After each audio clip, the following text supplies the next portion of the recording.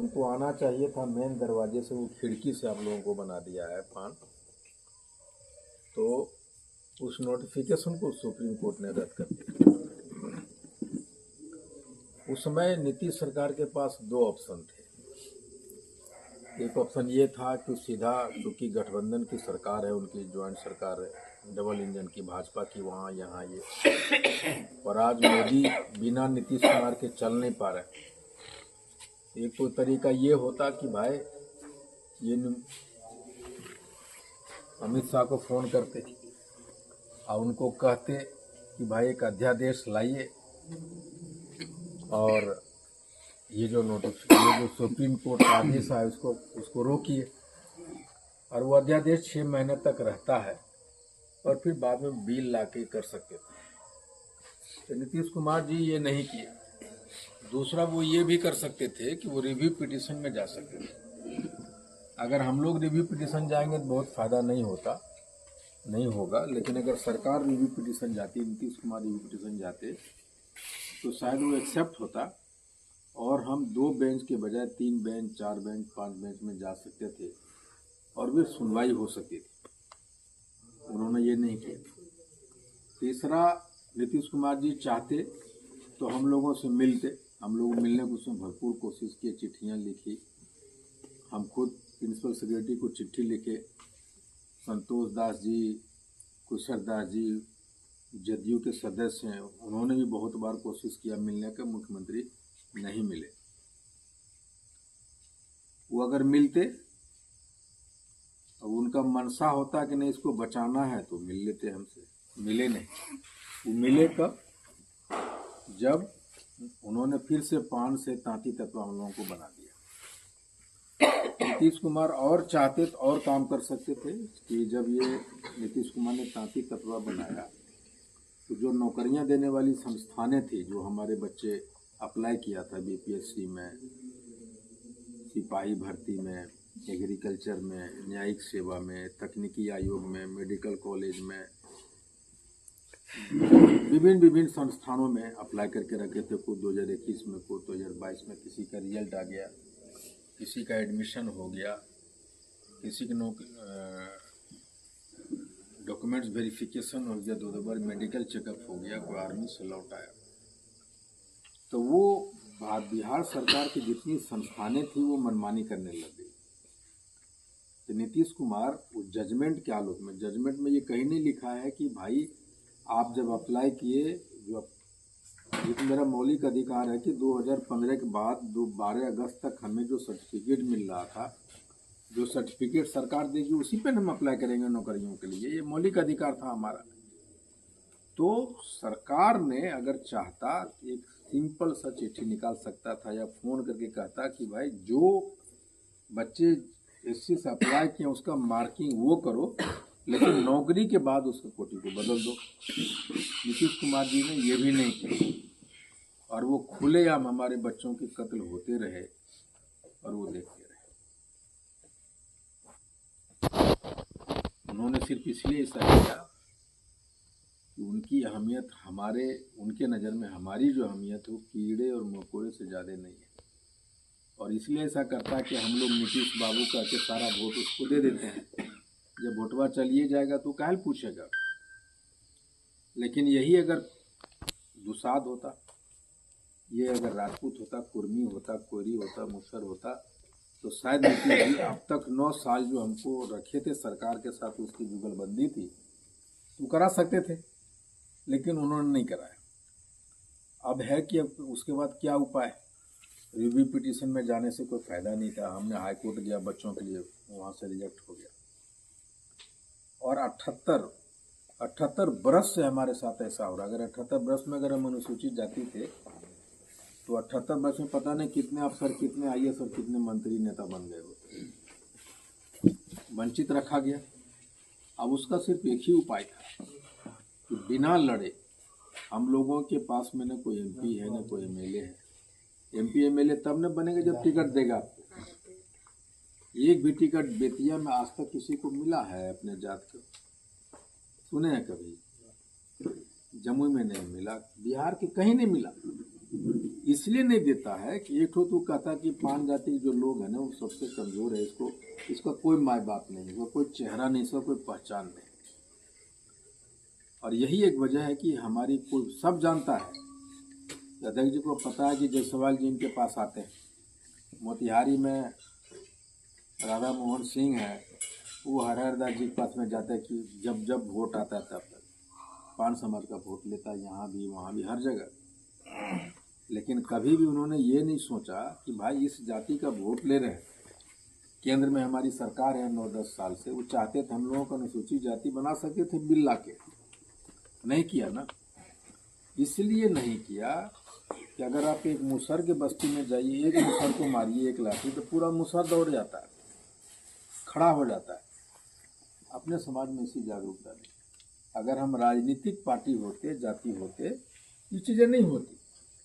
अब एक ही रास्ता बच गया था कि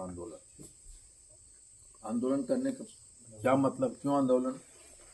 एक ये सबसे है कि हमको आरक्षण वापस दो। अब आरक्षण वापस कैसे देगा? आंदोलन करने से क्या होगा? आंदोलन करने से ये होगा जैसे रात में हम लोग यहाँ बैठे हुए हैं, अगर आपके दिल में ये दर्द नहीं होता तो इतना रात में थोड़े आते, फिर से उठ के आपको पहली बार पता चला कि हमारा अधिकार को छीना गया। तो हम पूरे बिहार में 8-9 महीना जो दौरा करेंगे, सारे लोगों को एक सूत्र में बांधेंगे और उनको समझाएंगे तुम्हारा वोट का ताकत क्या होता है। और अगर हम पूरे बिहार के लोग ये समझ गए कि हम हमारे वोट से सरकार बनेगी या बिगड़ेगी, तो उसको डर होगा। ये तो एकदम तय मान लीजिए कि आंदोलन खत्म होते होते बिहार सरकार जो सीएम वही बनेगा जिसको पान समाज चाहेगा। ये तो हम लोग करके दिखाएंगे। और जिस दिन ऐसा कर ली, जिस दिन संजय जायसवाल को या भाजपा के जो भी नित्यानंद राय भी पान समाज के वोट से जीते हैं। टोटल वोट नित्यानंद को वहीं से गया है। 10-15 लोकसभा ऐसा है कि पान समाज के वोट से ही जीतता है, लेकिन कभी उन लोगों ने आज तक पान समाज के लिए कोई बात नहीं उठाई। तो आंदोलन करने का सिर्फ एक ही तरीका है कि लड़ना सीखना है।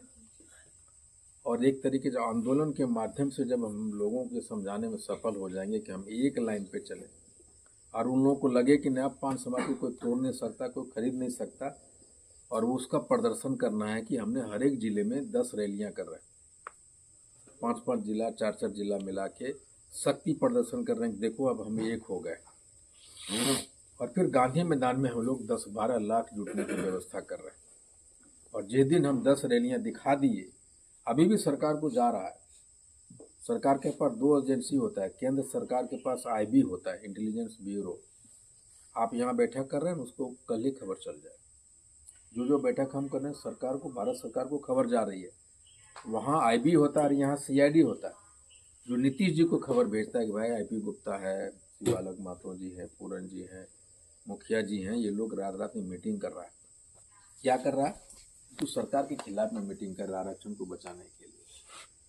तो ये एक खबर जाएगी जो अभी तक 78 वर्ष में हम लोगों ने कभी नहीं किया। हम लोगों ने मीटिंग क्या किया? हम लोगों ने किसी को सपोर्ट करने के लिए मीटिंग किया, जाति का मीटिंग किया, अधिकार लड़ने की कभी मीटिंग नहीं की। और ये लंबा चलता है। आरक्षण देने का मतलब है कि सत्ता में हिस्सेदारी देना, शासन प्रशासन में हिस्सेदारी देना। जैसे अगर आप रिजर्वेशन मिल जाएगा सदा के लिए, तो आपके बच्चे DM SP बनेंगे नहीं बनेंगे, CO BDO बनेंगे नहीं बनेंगे, सिपाही दरोगा बनेंगे नहीं बनेंगे। इस माध्यम से आप मजबूत होते हैं कि नहीं? तो आप 20 गो DM हो जाए, 20 गो SP हो जाए, तो कतनों खत्म रहेगा। बोलेगा भाई ततबा हो, चलो इसको साइड करो, इसको बचाओ। करेगा नहीं करेगा? आपके घर में DM होगा, मेरे घर में होगा, वहाँ दरोगा होगा, यहाँ SP होगा, यहाँ सिपाही होगा, तो हम मजबूत होंगे। और जब हमको आरक्षण मिलेगा तो वार्ड सचिव से लेके समिति, जिला परिषद, चेयरमैन, प्रमुख, उप प्रमुख बन सकते हैं, नहीं बन सकते, MP MLA बन सकते हैं।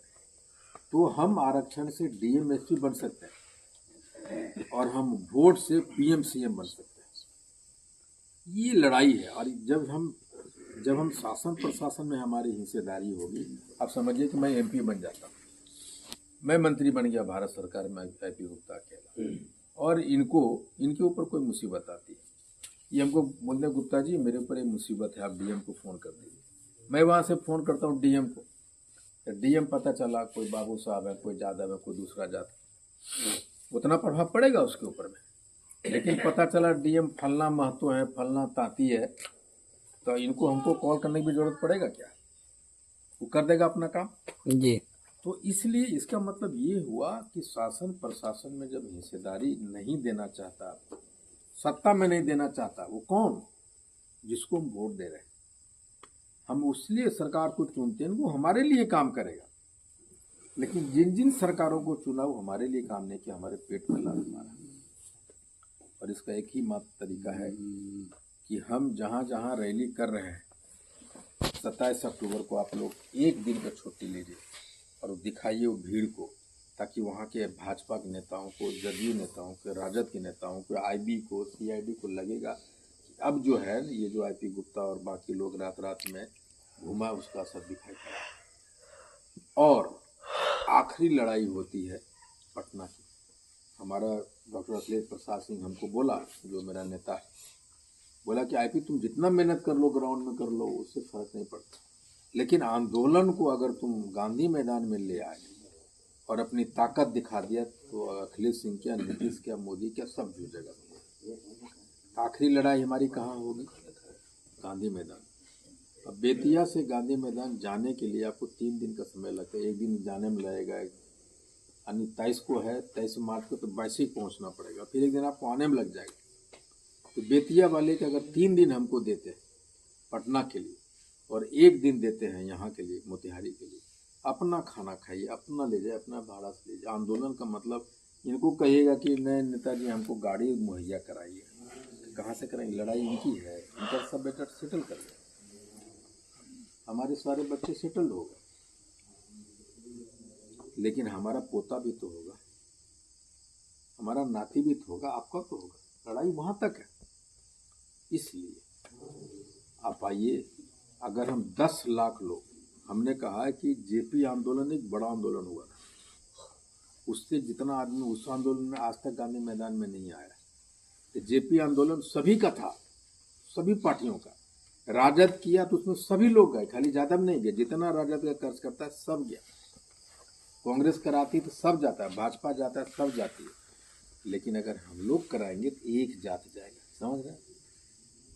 और एक जात अगर 10 लाख चला गया तो भाजपा का बाप बन गए कि नहीं बन गए? राजद का बाप बन गए। लाठो पिलाओ जो किया था लालू जी, तो उसमें खाली नहीं गया ना जादव, सभी जात जाता है ना। लेकिन हम लोग खाली 5 जाएंगे और 10 लाख ये दिन पहुंच गए। मोदी क्या, नीतीश क्या, आपके घर पे आरक्षण वापस देखा जाएगा। इसलिए बस इसीलिए रात में हम लोग बौख रहे हैं कि अगर आपको आरक्षण लेना है तो लड़ना पड़ेगा, और लड़ने के लिए 3-4 दिन त्याग करना पड़ेगा। अपना खाना, अपना भाड़ा, अपना मिला के, बिना पूछे। ये मत कहिए कि सरपंच साहब हमको ये कर दीजिए, ये मत कहिए कि मुखिया जी हमको ये कर दीजिए, यहाँ तक ये नहीं। ये लड़ाई आपकी भी है, ये लड़ाई उनकी, ये लड़ाई मेरी। हम क्यों लड़ रहे हैं भाई? क्यों? आपके बच्चे का हो या ना हो, मेरा तो पैसा मेरे पास में है, हमारा बच्चा डॉक्टर, क्यों लड़े आपके लिए? इसलिए लड़ रहे हैं कि हमारे बच्चे अगर डॉक्टर है तो वो हमारी बेटी डॉक्टर बन के यहाँ आएगी, और आप मजबूत नहीं रहिएगा तो हमारी बेटी की रक्षा हो पाएगी? आपकी बेटी टीचर बन जाएगी, जम्मू में पोस्टेड हो जाएगी, अगर हम लोग मजबूत नहीं हो तो उसको बचा पाएंगे? ये लड़ाई अस्तित्व की है, हमारी पहचान की है, और हमारी नस्ल बदलने की लड़ाई। इसलिए 23 मार्च 2024 को आइए गांधी मैदान, और 27 तारीख को मोतिहारी। बहुत बहुत धन्यवाद, थैंक यू।